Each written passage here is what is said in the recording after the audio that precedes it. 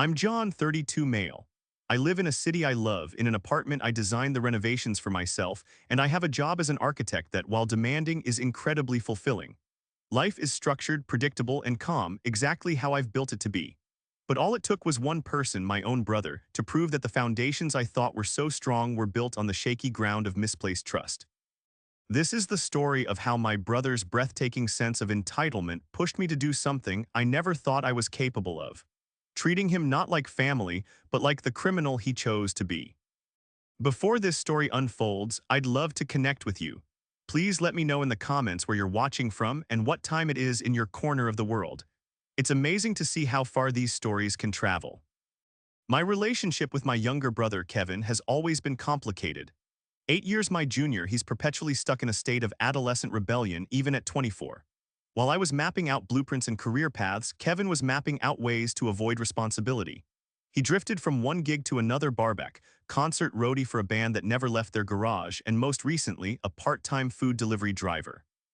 He saw my stability not as something to aspire to, but as a resource to be tapped. A loan here, a place to crash there, a borrowed jacket that was never returned. I'd grown weary of it, but our mother, Helen, always preached the gospel of family sticking together. "He'll find his way, John," she'd say, her voice soft with a hope I'd long since lost. Just be there for him.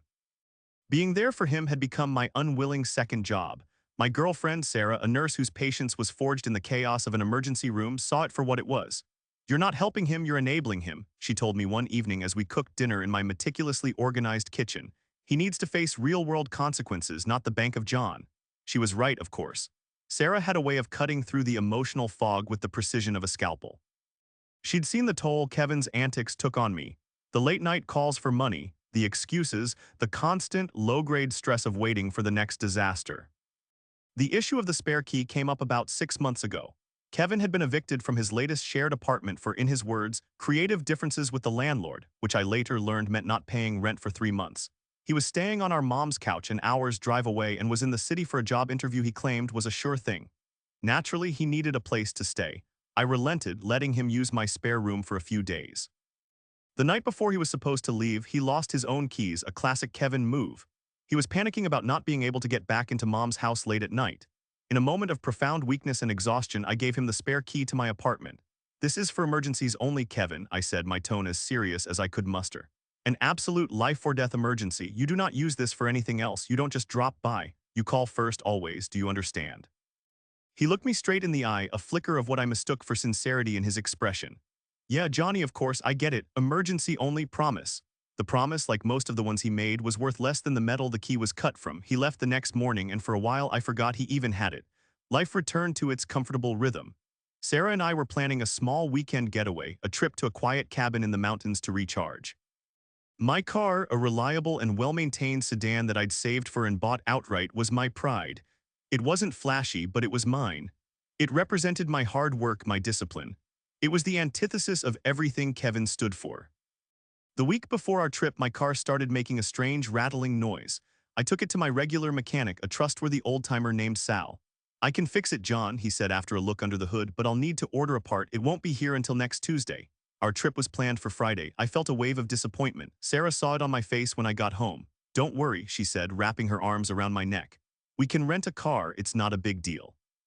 The important thing is we get away together." She was right, as usual. We booked a rental, and I left my car parked in its designated spot in my apartment building's secure garage, thinking it would be safe and sound until I could get it to Sal the following week. The day we left, I double-checked all the locks. I watered my plants.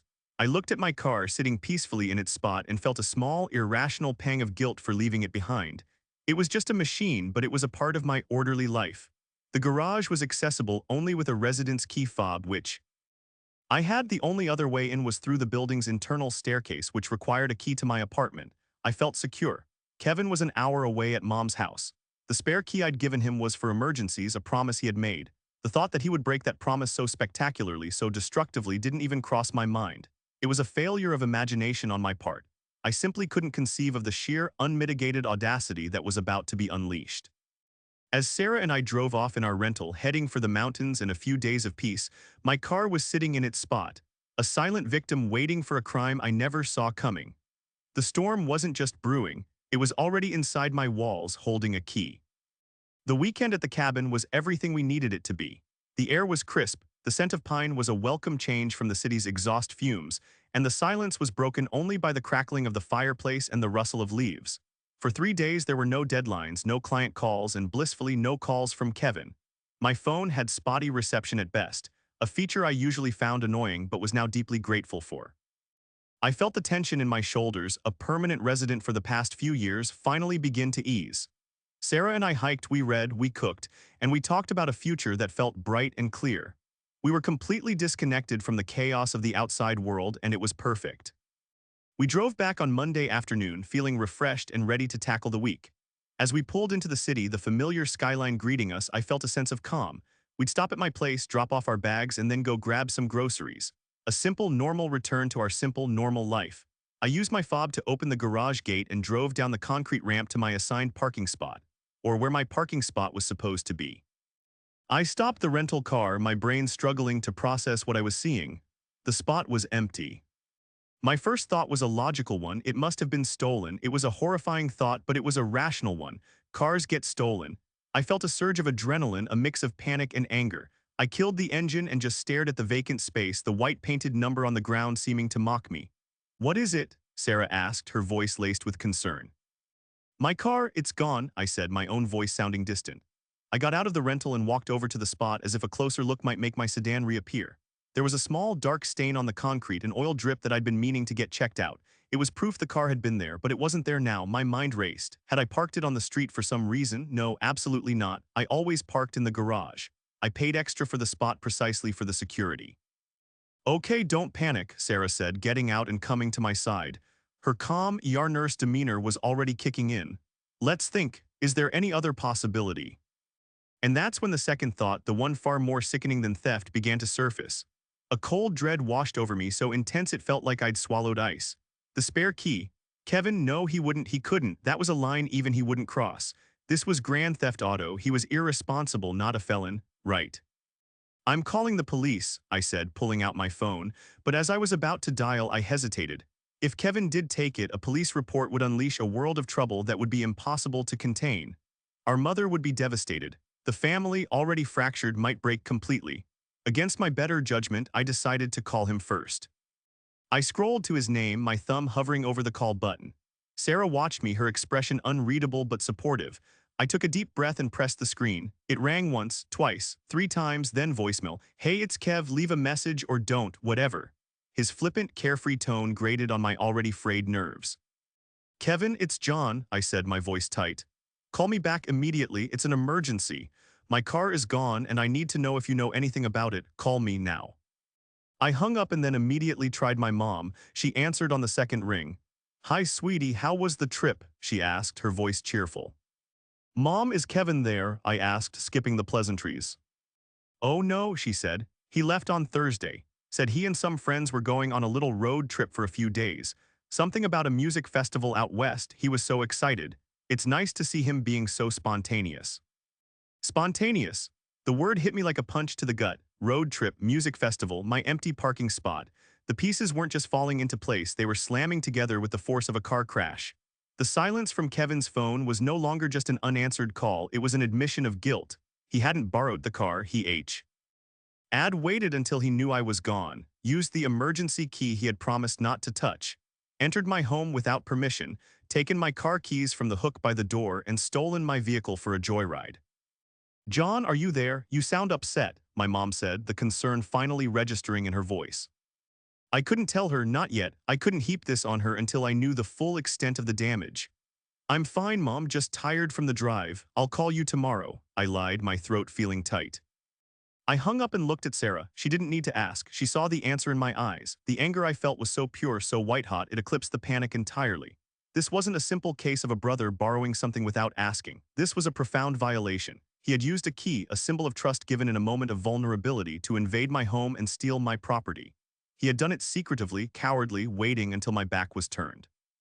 He hadn't just taken a car. He had taken my trust, my sense of security, and our already strained brotherly bond, and set them all on fire. And as I stood there in that empty parking spot, listening to the deafening sound of his silence, I knew this was different.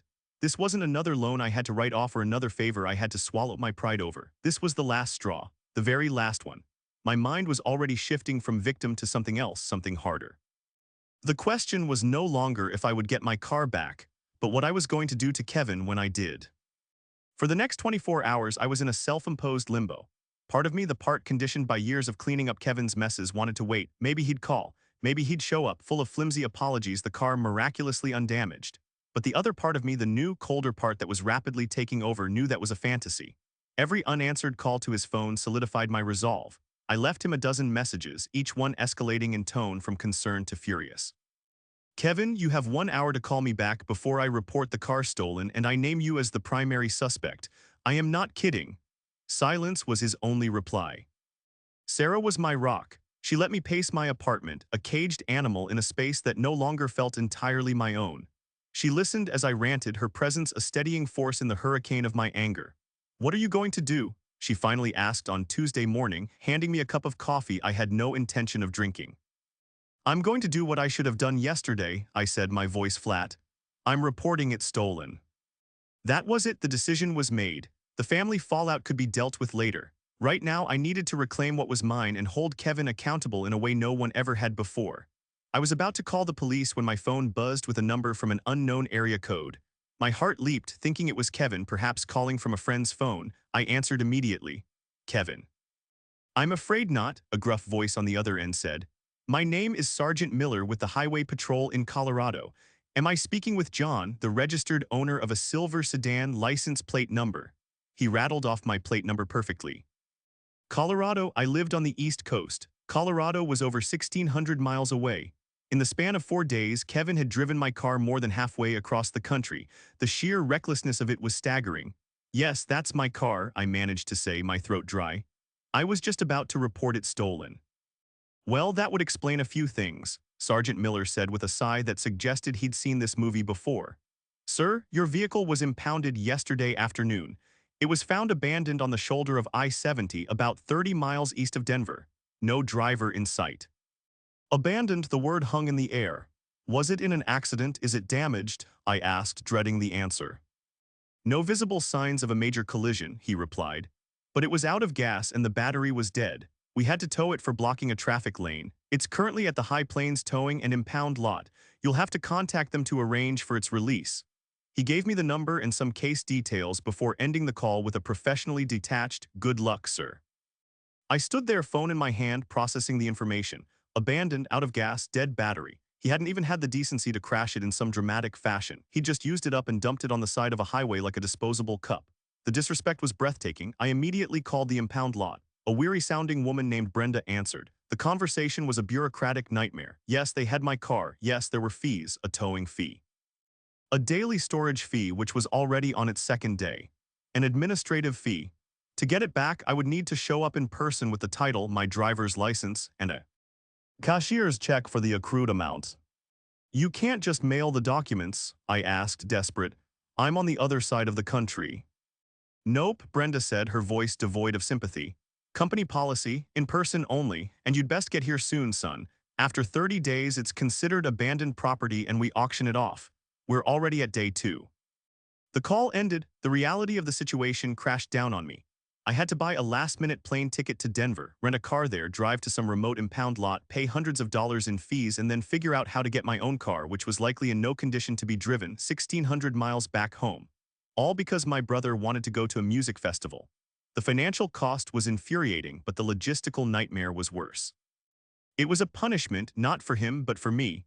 He was off somewhere, probably nursing a hangover without a care in the world, while I was left to literally cross a continent to clean up his mess. The rage that had been simmering for 2 days finally boiled over. I slammed my fist on my kitchen counter, the sharp pain a welcome distraction. Sarah, who had been listening to the whole exchange, gently took the phone from my hand. Okay, she said, her voice firm. Let's make a plan. I'll look up flights. You start getting your documents together. We'll handle this one step at a time. Her practicality was an anchor. I took a deep breath, trying to push the anger down to convert it into fuel. I went to my filing cabinet and pulled out the folder containing my car's title and registration. As I looked at the official document, my name printed clearly as the sole owner, a new thought began to form. A cold, clear, and perfectly legal thought. Kevin had stolen my car. He had transported it across state lines. The Highway Patrol had a record of where it was found. I was about to spend thousands of dollars and days of my life fixing this. And he was going to get away with it like he always did. Our mom would eventually guilt me into forgiving him and the cycle would continue. Not this time there would be a paper trail. This time there would be a price to pay that I wouldn't be covering. Standing there in my quiet apartment, the chaos of my brother's actions echoing from thousands of miles away, I decided he wasn't just going to pay the impound fees, he was going to pay for everything. I wasn't just going to get my car back, I was going to get justice.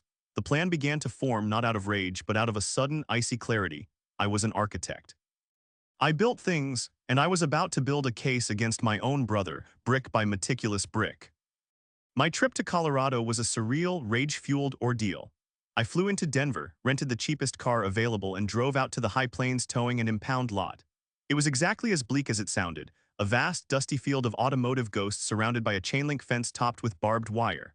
Brenda, the woman from the phone, was even more world-weary in person. She took my paperwork and my cashier's check with the enthusiasm of someone handling toxic waste. After another hour of processing, a tow truck driver led me out into the yard. And there it was, my car. It looked pathetic. It was covered in a thick layer of dust and dirt, the front bumper littered with the remains of 1,000 unfortunate insects. I opened the driver's side door and was hit with a wave of stale air, a mix of fast food, cheap air freshener, and something vaguely sour. The inside was a disaster zone. Empty chip bags, crumpled energy drink cans, and muddy footprints were everywhere. The passenger seat was littered with flyers for some band I'd never heard of. In the back seat was a single, sad-looking guitar case. Kevin's. He had abandoned his one prized possession along with my car. I tried the ignition, nothing. The battery was as dead as Sergeant Miller had said. The gas gauge was firmly on empty. I walked around the car, my architect's eye for detail cataloging every new flaw. There was a long, deep scratch along the passenger side door as if it had scraped against a guardrail, a new chip in the windshield, a dent in the rear bumper that definitely wasn't there before. Each imperfection was a fresh stab of anger. This wasn't just use, this was abuse. He had treated my property with absolute contempt.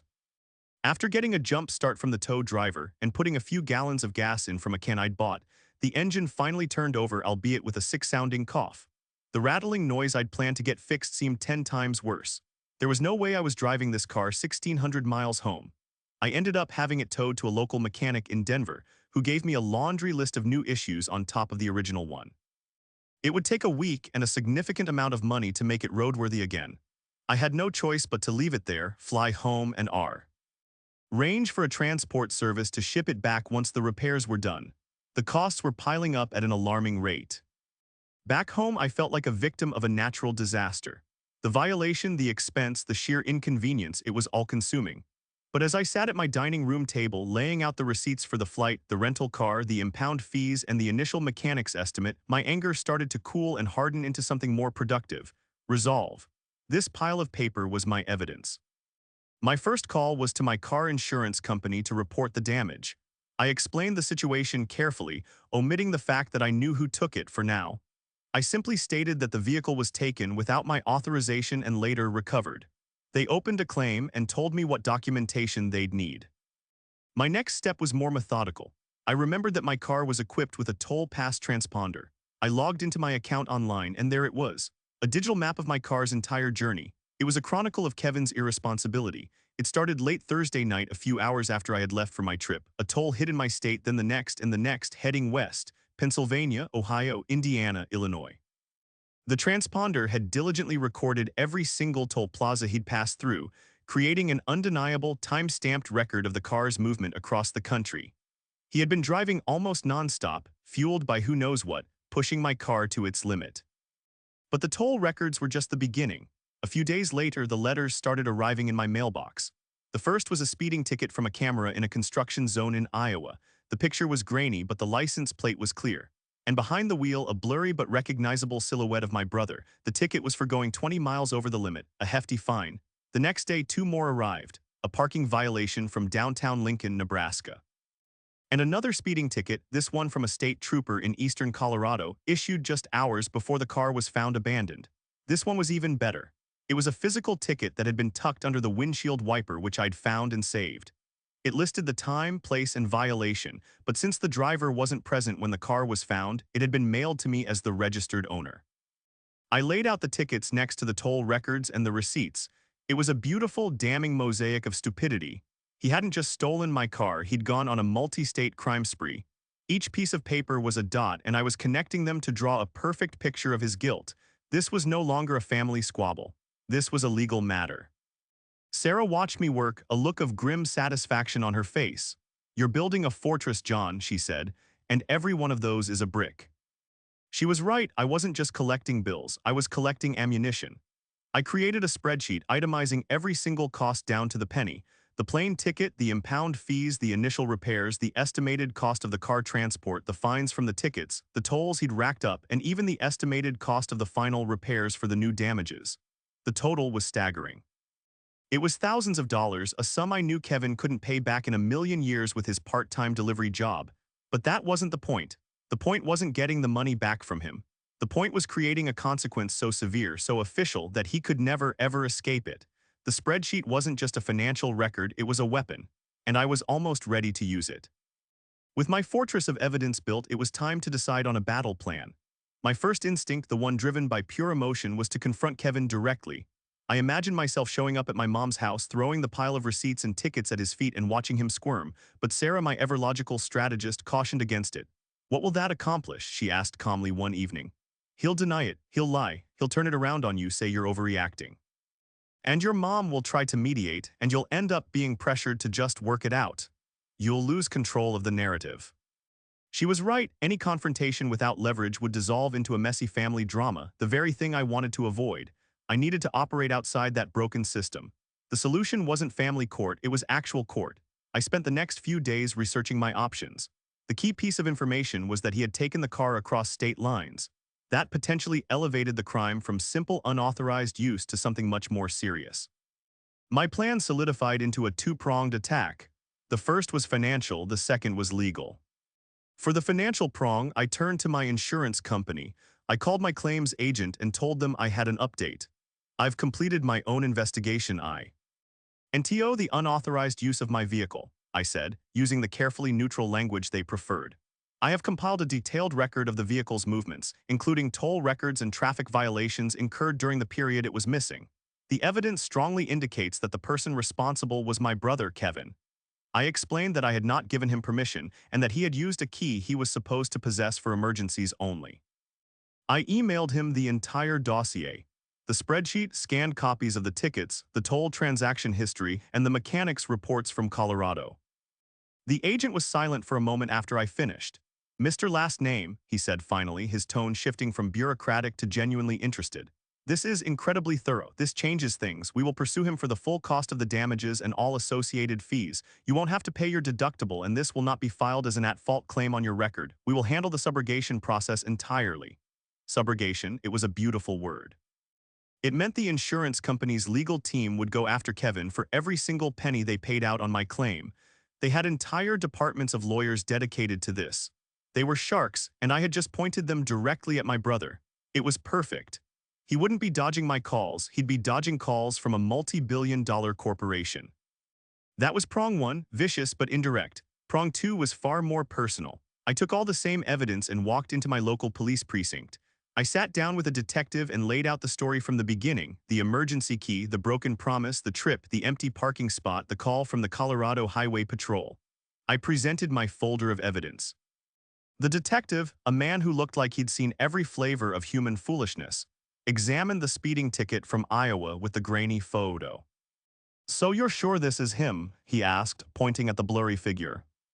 "I'm 100% sure," I replied. "And you're willing to press charges against your own brother?" he asked, his eyes gauging my resolve. This was the moment of truth, the point of no return. Sarah and I had talked about this for hours. Was I ready to potentially give my brother a criminal record? Was I prepared for the explosion it would cause in my family? I thought about the violation of my home. I thought about the contempt he showed for my property, for my life. I thought about the years of being a doormat, the endless cycle of his irresponsibility, and my forced forgiveness. The answer was yes. The cycle had to be broken, and I was the only one with the will to do it. "Yes," I said, my voice steady, "I am." The detective nodded slowly.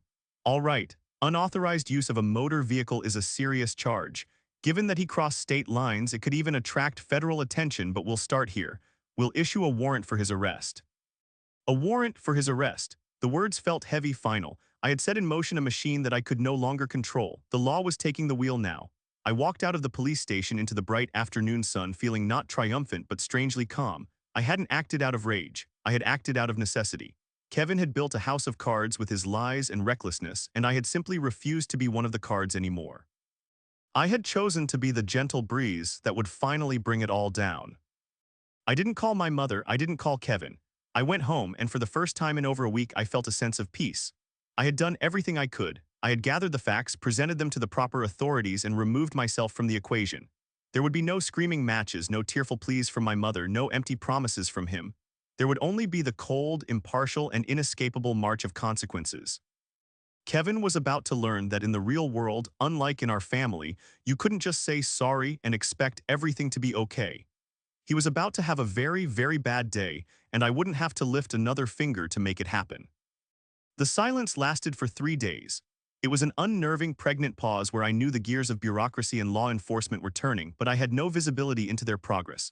I went to work. I had dinner with Sarah. We talked about everything except Kevin. It felt like we were in the eye of a hurricane, a pocket of strange calm before the inevitable storm hit the shore.